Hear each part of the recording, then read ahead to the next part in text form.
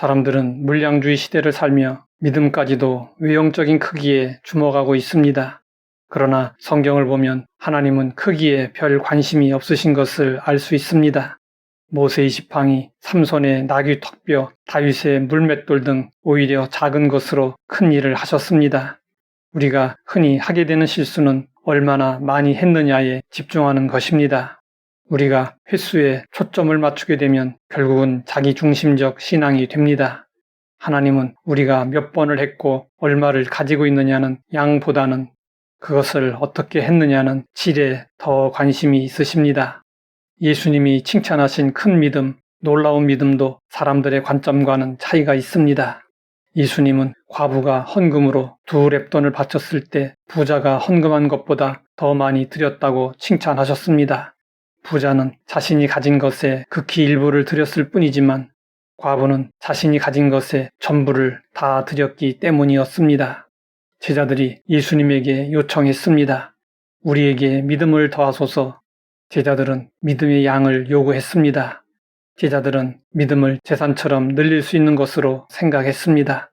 그러자 예수님은 믿음의 질이 중요함을 말씀하셨습니다. 너희에게 겨자씨 한 알만한 믿음이 있었더라면 이 뽕나무더러 뿌리가 뽑혀 바다에 심기어라 하였을 것이요 그것이 너희에게 순종하였으리라. 겨자씨는 깨알보다 작은 씨앗이지만 이것을 땅에 심으면 높이가 4m가 넘을 정도로 크게 자랍니다. 그런데 조건은 겨자씨가 썩지 않고 살아있는 씨여야 합니다.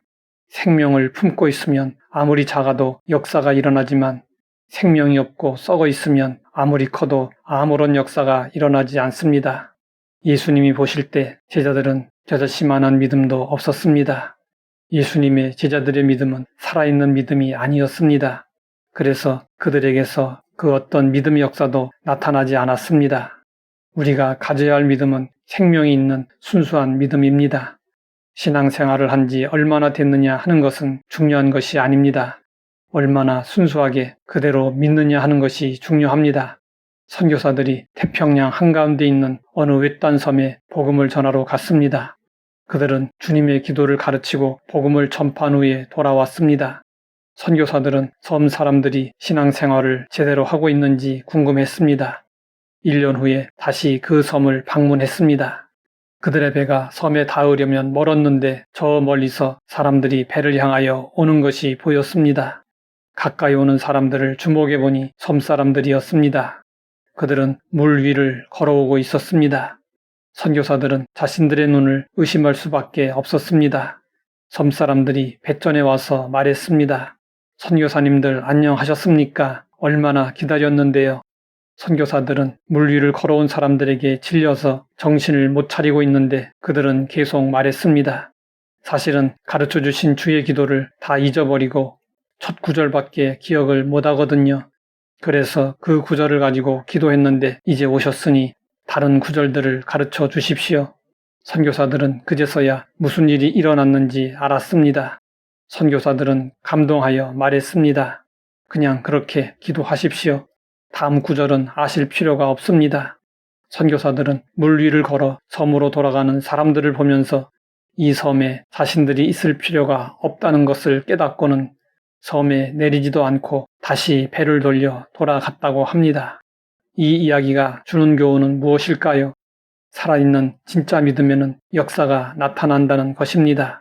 섬 사람들은 비록 주님의 기도 첫 구절밖에 몰랐지만 그 구절을 믿음으로 사용했습니다. 그들은 매일 하늘에 계신 우리 아버지를 믿음으로 불렀던 것입니다. 그 결과 그들에게 물 위를 걷는 기적이 일어났지만 그 사람들은 그것이 기적이라는 것도 몰랐던 것입니다. 믿음의 삶을 살았던 선진들을 보면 기적 사건은 일상이었습니다. 사람들은 내 생각에는 이라는 말을 자주 사용합니다. 내 생각, 내 경험, 내 주관이 믿음에 섞이면 안 됩니다. 순수한 믿음을 가지고 있으면 물 위를 걸을 수도 있지만 세상의 파도를 바라보며 의심하면 그 순간 가라앉습니다. 믿음의 본질은 생명입니다. 생명 있는 믿음은 행함이 있는 믿음입니다. 음식을 많이 쌓아두었다고 배부르지 않습니다. 먹어야 배부르듯 믿음은 행할 때 역사가 일어납니다. 하나님 아버지, 믿음의 본질이 무엇인지 알게 하시니 감사합니다. 생명이 있는 순수한 믿음을 가지고 믿음의 역사를 나타내게 하옵소서. 예수님의 이름으로 기도드립니다.